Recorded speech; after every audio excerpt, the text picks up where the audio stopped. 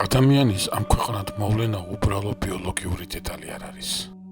არ შეიძლება ადამიანის დაბადება თუ ირგვლივ მიმდინარე მოვლენებიდან ბუნებრივი, უსახო პროცესების ჯაჭვი იყოს.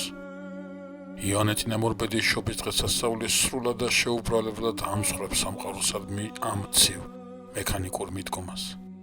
ონტოლოგიურად არ შეიძლება არსებობდეს უბრალოდ ბუნებრივი მოვლენები.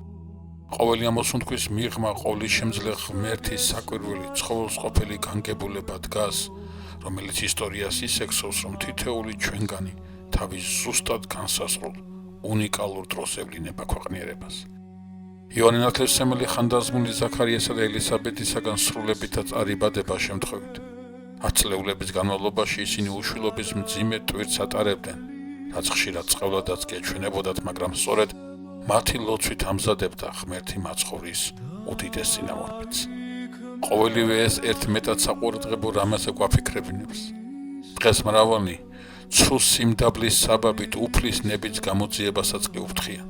მიიჩნევენ დაუშვებლად ყოველდღიურ ცხოვრებაში სულიერი გამოცხადების ძიებას. თითოეულ ადამიანს თავისი უნიკალური ონტოლოგიური მიზანი გააჩნია და ჩვენი უმთავრესი ამოცანაა სულიერი სითამამით ვეძიოთ ეს ჩვენთვის უფლისაგან დასახული გზა და მუდამ გვახსოვდეს, რომ შემოქმედი ყოველთვის ჩვენ გვერდითაა.